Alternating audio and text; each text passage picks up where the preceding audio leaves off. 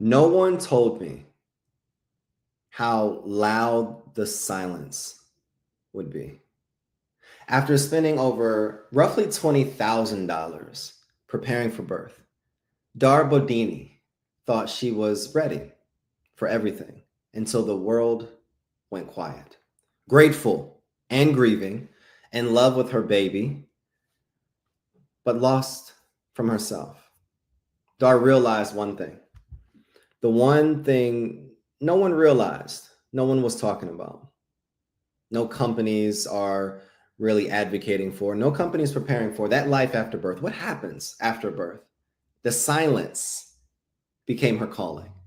And in today's episode, I'm so excited because I'm sitting down with Dar Bordiny, founder of Imperfectly Mothering, to talk about one thing: the truth of postpartum, the truth in the culture of perfection that isolates mothers, this culture and idea of how vulnerability can become a movement, and how us as organizational leaders, how us as founders, how us as change makers, educators, and thought leaders in this space can be able to create more supportive measures for moms to be able to thrive in the workplace. This is a story about healing, honesty, and the power of turning your pain into purpose. Dar, it is so good to see you. It is so good to see you. I know this is your first podcast. Yeah. This is our 106th podcast. And before we even get started, can you just tell us where you're calling in from and where you're from? Yeah.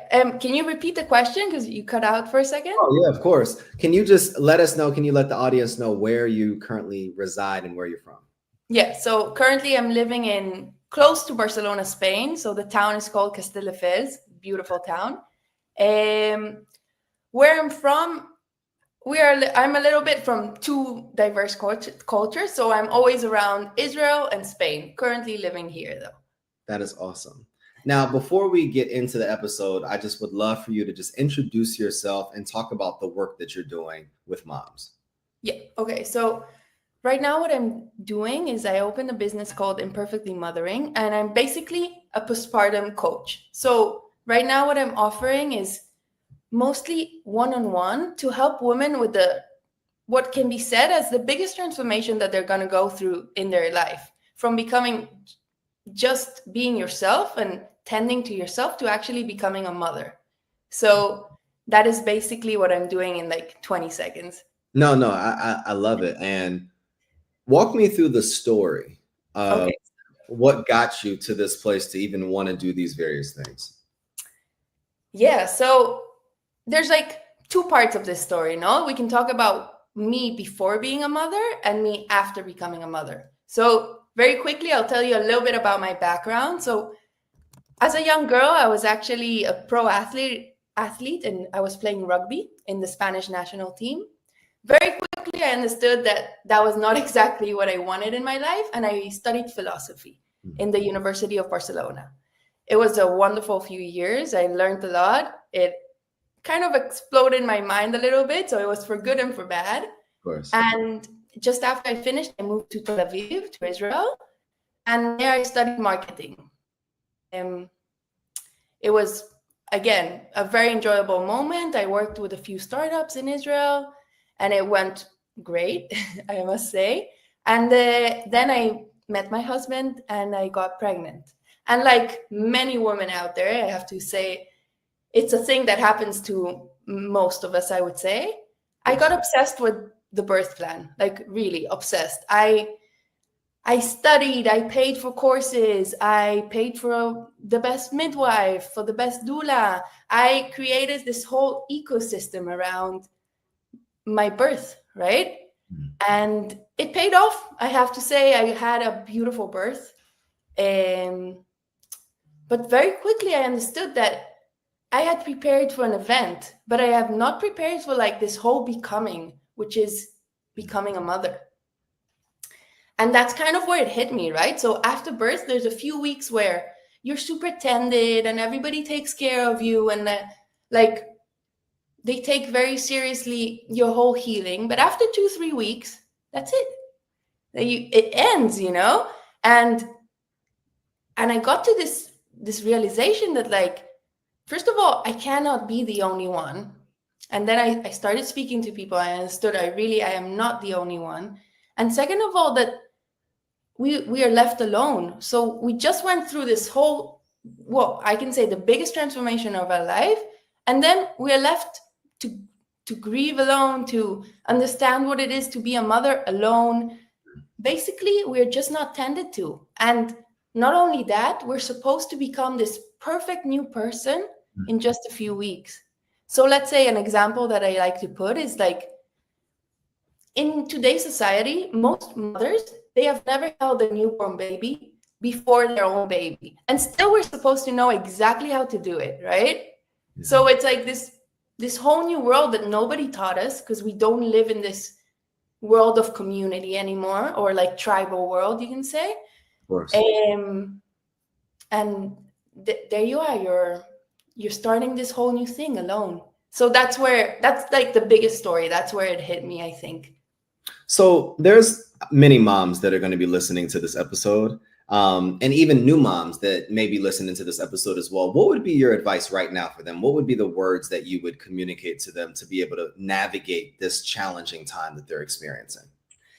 So when it comes to advice, we can put a few different types of advice. So we can have like the mindset advice and more the practical advice.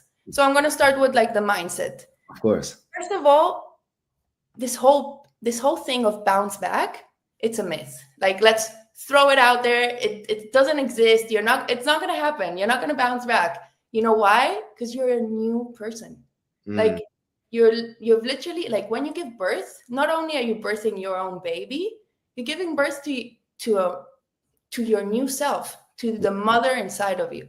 This is a whole new woman, and a beautiful one, I must say. So that's like more the mindset advice. There's one more thing in mindset that I have to say. You're not supposed to do this alone. Like, try to create a support system. Even if it's online or if it's in person, try to be surrounded by other mothers, grandmothers, or people who actually want to support you. Of course. And then when it comes to practical advice, this actually connects with being a community. I would say educate your partner. So when a practical advice would be like, do not keep everything to yourself. Make sure that your partner is a part of this whole circle. So when you go into like this whole situation that I explained before of really getting into the birth plan, don't do it alone. Share it with your partner. Make sure that he or she is a part of this, because they will be the person you're going to be spending the most time with. It's important for them to know what you're going through. That's good. That's so good. And I appreciate that as well, because I've seen in real time the impact of having a newborn and what that does to a mother, even having a 2-year-old myself, and she's going through that, what I call the terrific 2 phase, and learning her personality. There was a post that you made though, I think last week or a few days ago, where you opened up the post and you said, if you think motherhood and career balance exist, you've been sold a lie. And you talk about these various perspectives. Can you share that perspective that you have on here about the balance between career and motherhood? Yeah. So as you say in the very beginning of the post, what I talk about is that we are lied to our whole life, right? It's been a few generations, I think, of women who are just doing it all. So not only are we tending to the household, our children, everything, we also have a full career going on. Like 9 to 5, we have a whole job. 5 to sleep time, we have a whole different job, right? And in between this, you can add all the mental things that are going through. So I don't know, like doctor's appointments, even restocking the fridge. So small things that just add up, right? So basically, we're made to be superwoman today. And it's okay. Like, I love it. I love the fact that we can try to do everything, but add to this that we're trying to do everything alone. So if at least we had some basic support, we would be able to do everything that we're doing, just not feeling like a failure doing everything we do, you know? How do you recommend people get that support? You know, most people, they feel like, talk to the introverts, right? Some people are great with reaching out and finding community groups or even other people, family members or friends. But what would you recommend, whether it's even internationally or domestically here in the States, for just people? How would you even think of where to go get support? So this is actually one of the biggest issues we have as mothers, right? It is not in our infrastructure to get support. So that's exactly the problem we're trying to get into. It's very hard to get support. Like, as you said, unless you're a person who's like super out there and is okay going to all these mom groups or talking with the people in daycare and being like, hey, would you want to have a coffee? Yeah. They don't have it. This is exactly what we're trying to avoid, this isolation that becomes. It's complicated to find support nowadays. It is, because people put it aside when it's supposed to be one of the primary factors. Like, we put so much money on so many other things as women, even me, the same way. Like, I put so much money for my son, but what about myself? So find a coach, find a person who can help you. It can be in many different ways and shapes and forms, of course. Not everything is specific for each woman, but you do need to look for what you can find, because it is hard. It's hard to find. That's exactly the biggest issue. One of the things that I love about your background is that you've built a community of, what is it, 800 plus new moms in just 2 weeks or 2 or 3 weeks. What do you think made people connect so deeply and so quickly? Yeah. So that was actually the spark that started it all. I think that, just like I didn't have an answer to your past question, this is what made women connect so quickly. There's almost no support out there. So when somebody's offering something new, women are jumping on it. They're just like, yeah, I need this. I need it. Give it to me, because I need it, you know? So that's when I understood that, like, not only am I seeing the gap, this gap is extremely real. And women want to be part of something bigger. We're just like not allowed to be right now. Yeah. Let me ask you this, and this is for the founders or the executive directors at organizations, mission-driven organizations that want to build community, because many founders build brands. We focus so much on brands, but you've built belonging. How do you stay grounded in the human part of the work while still scaling the actual business side as well? So I'm not going to lie to you. This is a tough point. This is something that I'm always fighting with. It's complicated. I don't have a direct answer. But I think one of the most important thing is to remember that our clients have all the answers. So always putting ourselves in their shoes, like understanding what it is that they need, always reminds me of why I'm doing this in the first place. No, so I'm doing this for them. I'm doing this for how I felt after birth. It's like trying to constantly remind this to myself, but it is hard. You talk a lot about the power and the reality of truth telling. Like, why is that so important for mothers and really anyone building an organization or a culture or specific movements as they move forward, like that truth telling aspect? Yeah. I think today, nowadays, we live in a world which is really fast, right? And we get constant interactions with different and new things. So when we are put out, okay, today we have like a world that we constantly are seeing new things. Yeah. And truth telling is something that, authenticity is something that we don't see every day. Now, every year, there's millions of births. Millions of women are going through the same thing, right? But nobody's speaking about it. So as soon as you go into telling the truth, women connect, women react, women understand that they are not the only ones. And this gives them a place to actually be themselves. And when you're yourself, you have so much to give, right?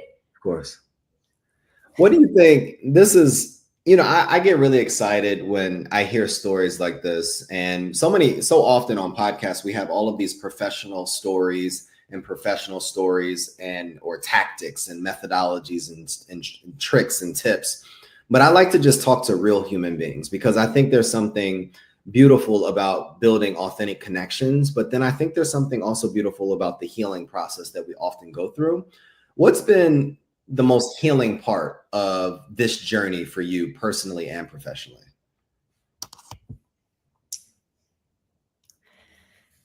I think personally, the most healing part was to understand that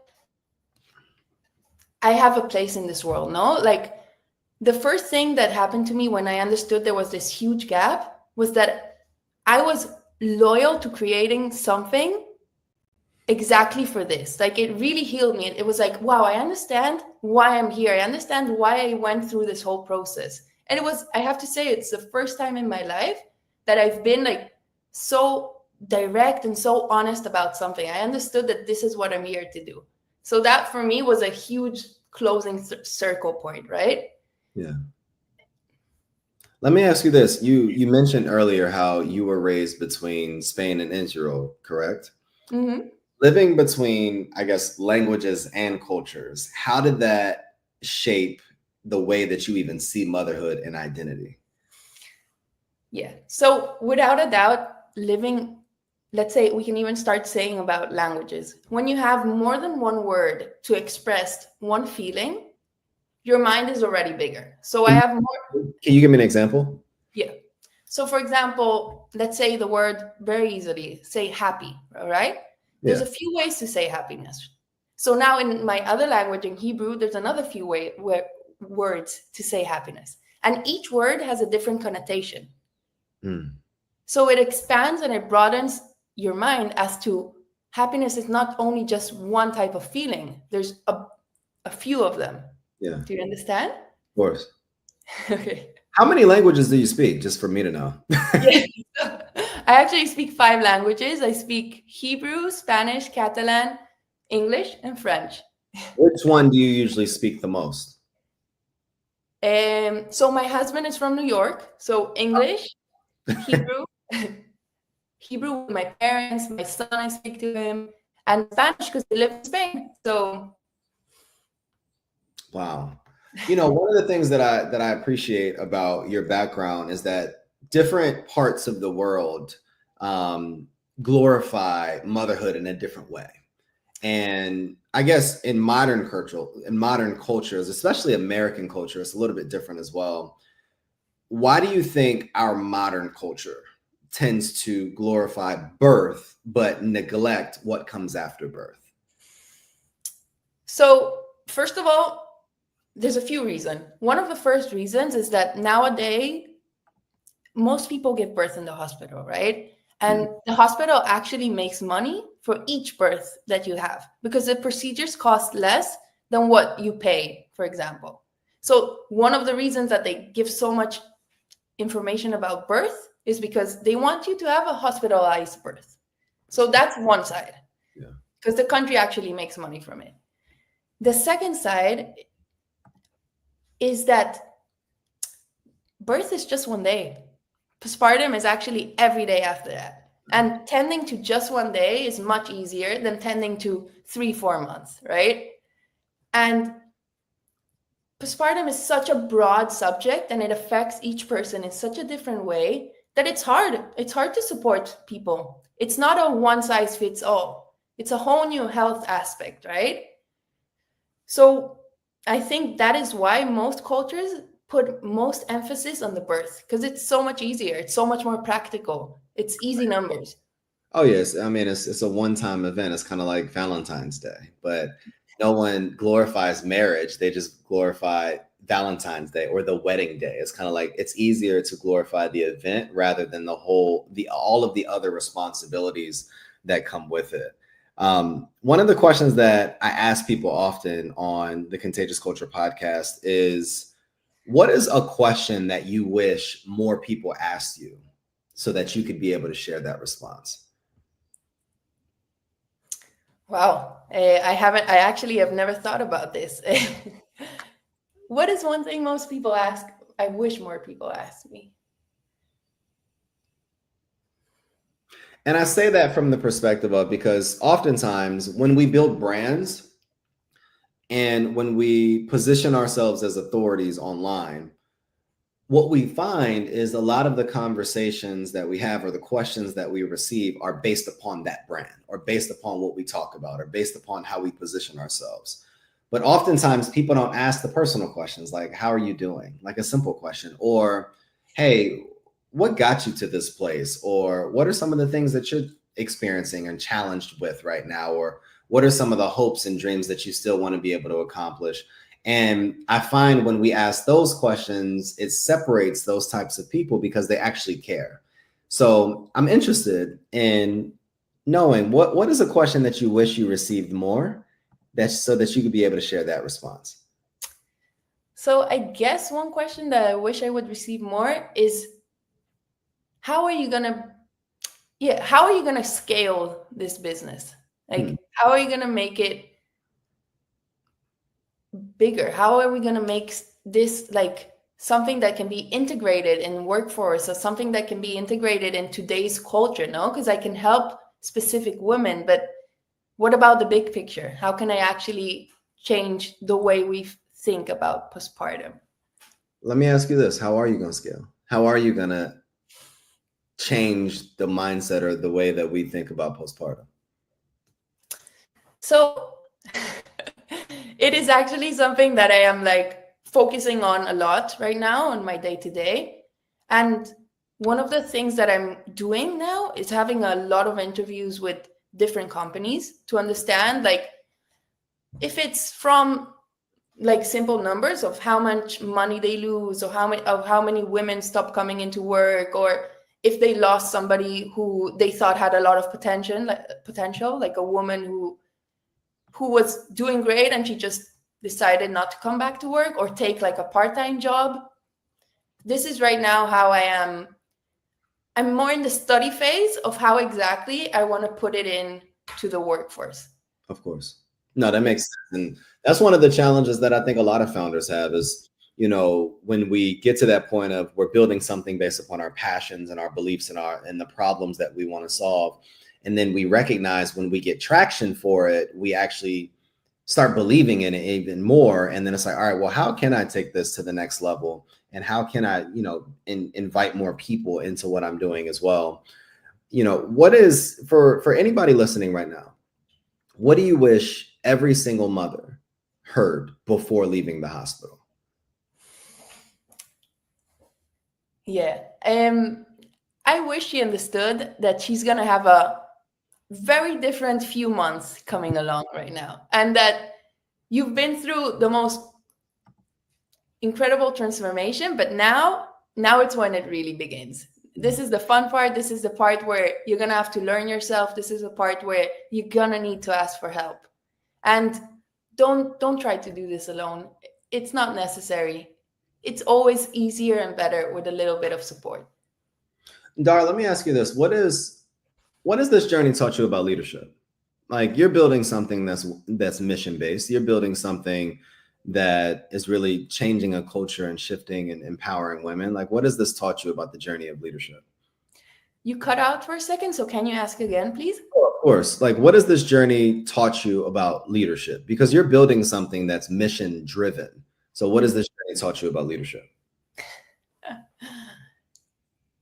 It's a very good question. So it's taught me that it comes in many shapes and forms, that every day is completely different, that it taught me that people sometimes give you power that you still don't understand that you have, right? So like when I just started, and so many women confided in me, or so many women trusted me. Yeah. I understood that I have this power and I need to use it well. So that's one of the biggest thing in leadership, that I think we must be in tune and like understand how much power we actually hold. That's so good. Where can people find you? Like, how can we as partners, as collaborators, as friends, leaders, community builders, change makers, show up not just better for you, but for also better for every woman in the world? Like, how can we show up better for women? How can we show up better for women? Um, it's so basic. How can we help women when they're in this phase?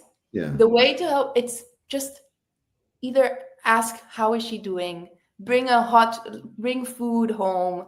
It's like, it's so basic. Like, it's so funny that we believe that it can be this whole thing, but no, it's just the basic things that change it all. So if you can make some food, that would be amazing. Clean up, do some dishes. Like, it's the small things that make the whole difference. And as to where to find me, Of course. are you asking that also? Oh, yeah. Okay. As to where to find me, there's two places you currently can find me. So I'm actually building in public on LinkedIn. So that would be, my name is Dar Bordiny. That's where you can find me on LinkedIn. And apart from that, if you're a woman, if you are currently after birth or you're pregnant, you're very invited to join my community, which you can find in nas.io/imperfectly mothering. And that's where that's a platform that holds my community. Once you're inside, you will have access to monthly events and a free WhatsApp group where you'll be connected with plenty of women like that think and feel like you. And it's a lot of support that helps each other. Let me ask you this.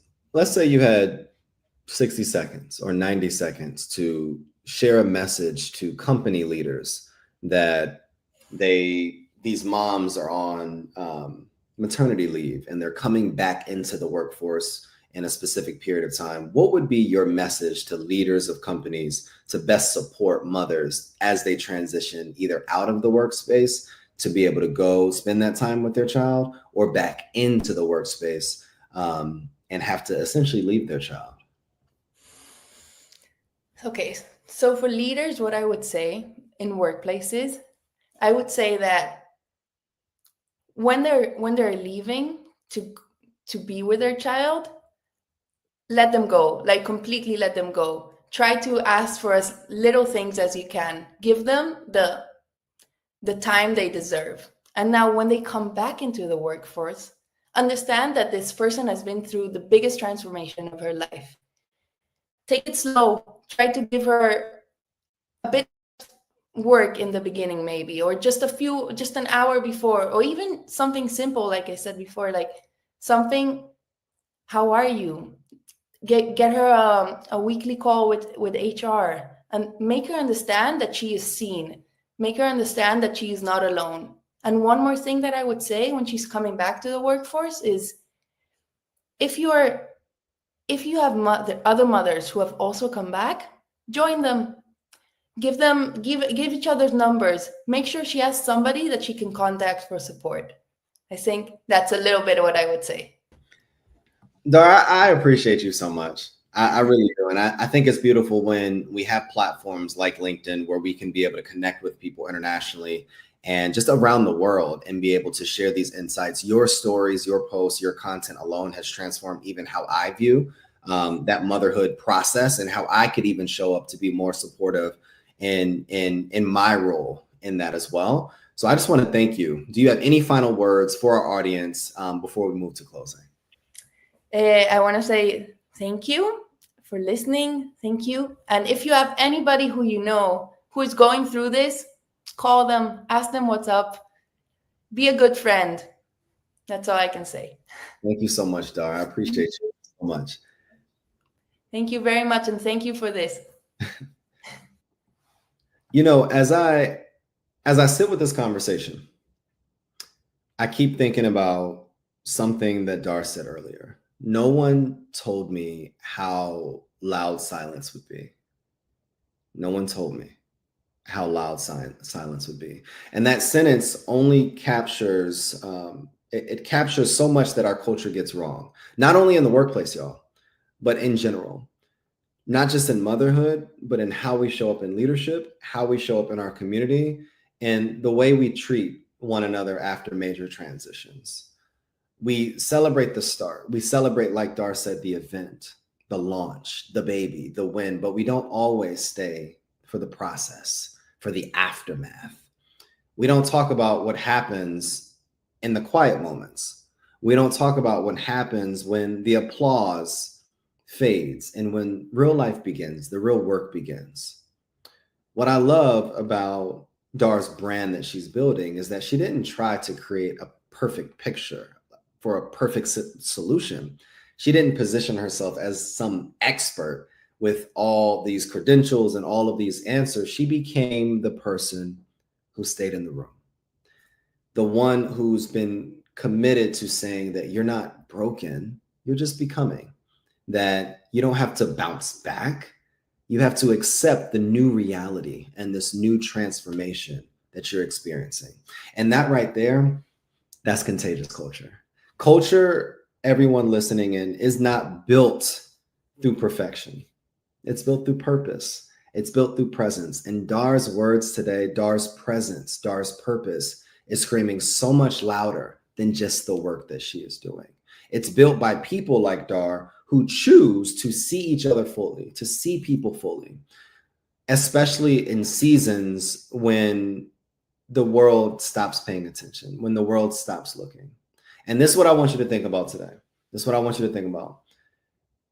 If I could have you take 3 things away from this episode. Number 1 is that you do not have to have it all together to make an impact.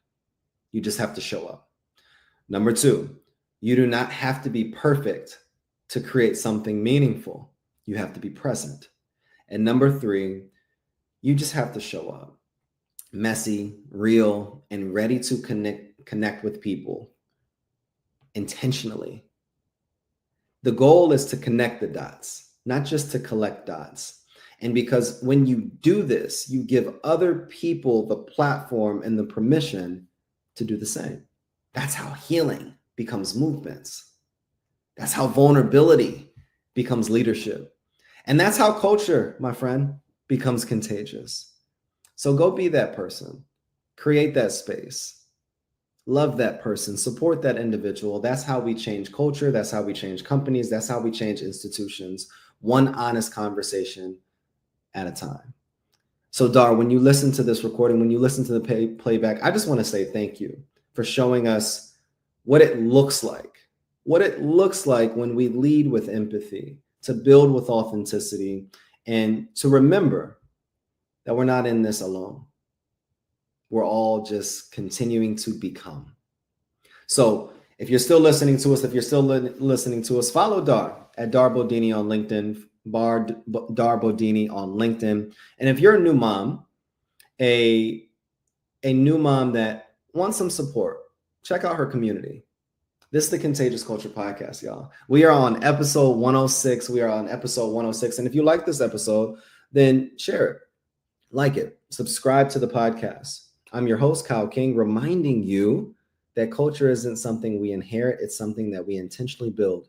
One choice, one voice, one truth at a time. One of the questions that we always ask on the Contagious Culture Podcast is that, what type of culture am I spreading? Remember this, the energy you build is the culture you create. Make yours worth catching. We'll see you all next time.